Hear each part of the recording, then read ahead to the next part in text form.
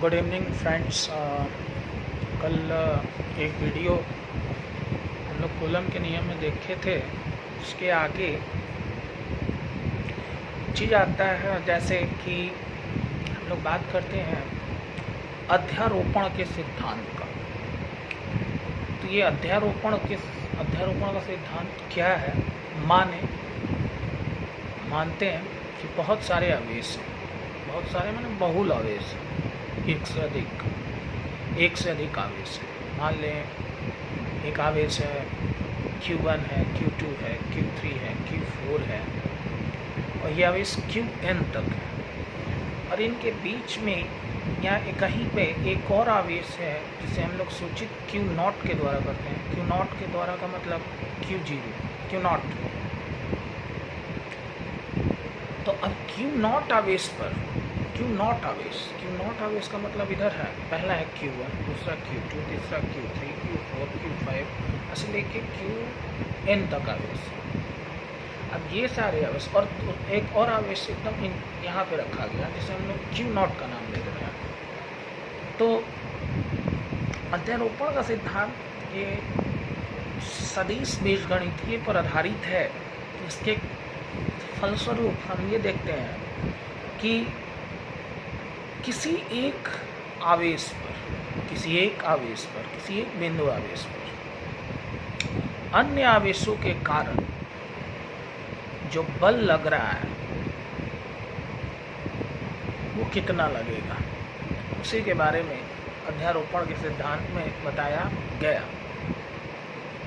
अब इसमें कहा क्या गया कि जिस आवेश पर बल लग रहा है अन्य आवेशों के कारण, मान लीजिए जैसे Q1 से लेके Qn तक आवेश है, तो पहले तो हम लोग देखेंगे Q1 Q0 पे कितना आवेश लगा रहा है, Q2 Q0 पे कितना, जैसे Q1 Q0 पे कितना बल लगा रहा है, Q2 Q0 पे कितना बल लगा रहा है, Q3 Q0 पे कितना बल लगा रहा है। मान लें कि Q1 Q0 पे बल F1 लगा रहा है, सदिश F1, दूसरा सदिश F2, तीसरा सदिश F3, ऐसे ही करते करते n आवेश है टोटल, तो सब का कुछ ना कुछ बल लगेगा। चौथे आवेश के द्वारा F4 बल लगेगा। ऐसे करते करते nवें आवेश के कारण जो बल लगेगा वो Fn, सदिश Fn बल लगेगा। तो कुल बल जो लगेगा Q0 पर वो इन सब का सदिशीय योगफल होगा, और वो होगा सदिश F1 प्लस सदिश F2 प्लस सदिश F3 प्लस प्लस सदिश Fn। तो सभी आवेशों के कारण जो किसी एक आवेश पर बल लग रहा है उन सब का सदिशीय योगफल बल का उतना बल उस आवेश पर अन्य आवेशों के कारण लगेगा। इसी सिद्धांत को हम लोग अध्यारोपण का सिद्धांत कहते हैं। अब एक बात आती है कि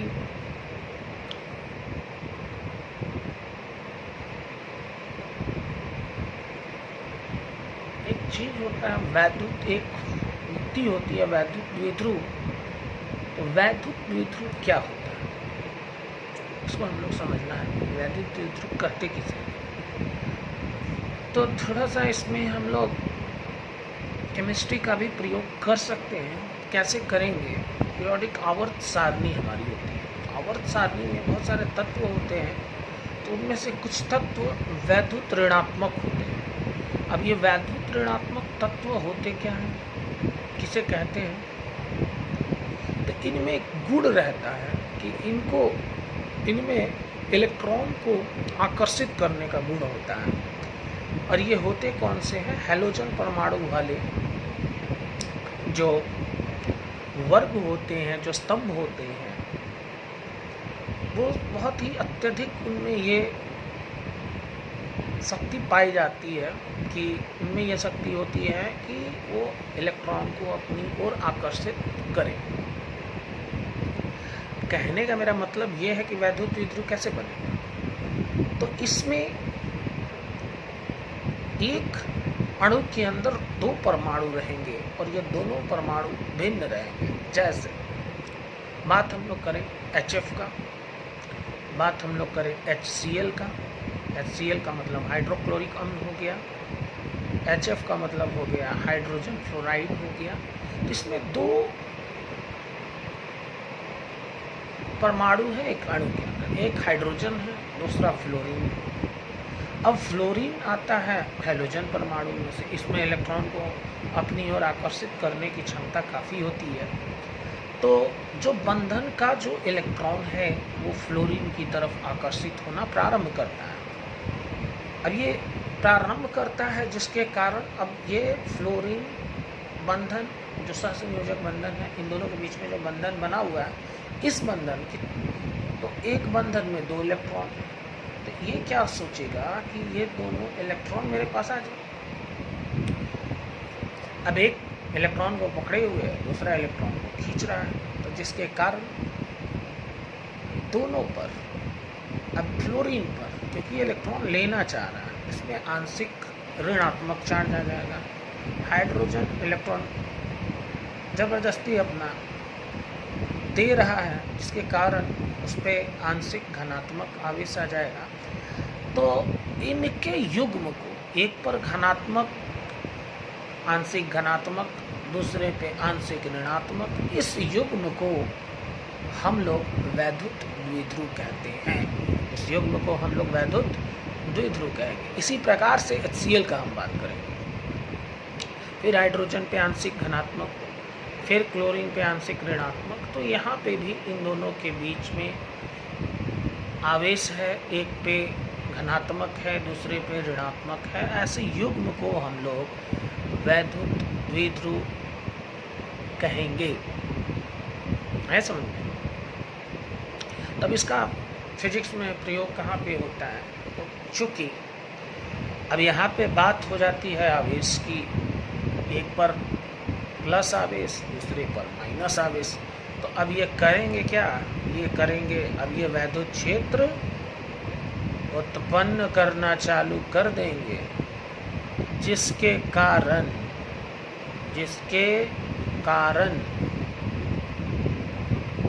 बल लगना चालू हो जाएगा। और ये बल नहीं होगा, इसको हम लोग बल आघूर्ण कहेंगे। तो इसका नाम क्या दिया गया? तो यहाँ पे नाम दे दिया गया बलाघूर्ण करके वैद्युत द्विध्रुव आघूर्ण। अब इसका फॉर्मूला कुछ अलग होता है। अब इसका फॉर्मूला क्या होगा? अब यहाँ पे जैसे वैद्युत द्विध्रुव का बात करें तो वैद्युत द्विध्रुव को परिभाषित करने के लिए समान एवं विपरीत आवेशों के युग्म को वैद्युत द्विध्रुव कहते हैं।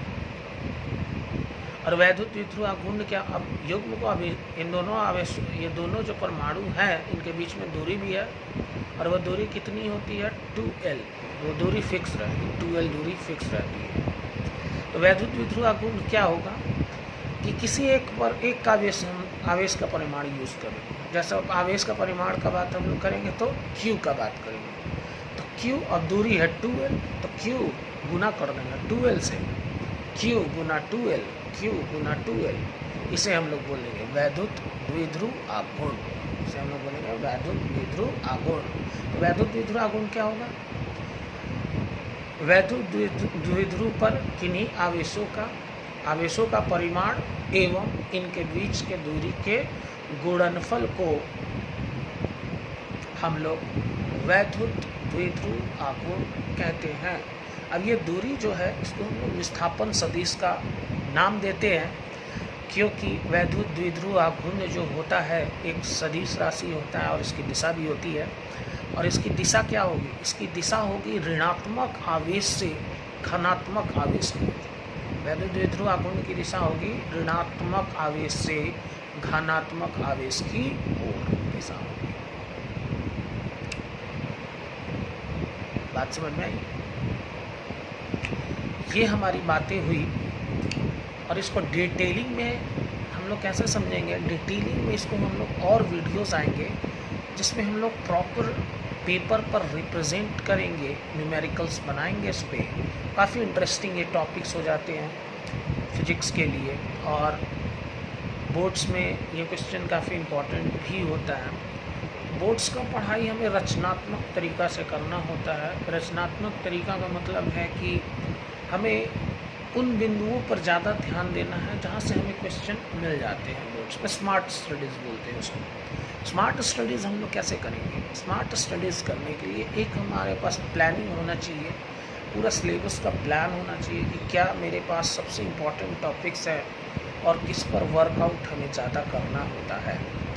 इससे क्या होगा कि जैसे ही हम लोग प्लान बनाएं तो हमारे अंदर आइडिया आना स्टार्ट हो गया, वर्किंग प्लान आ गया।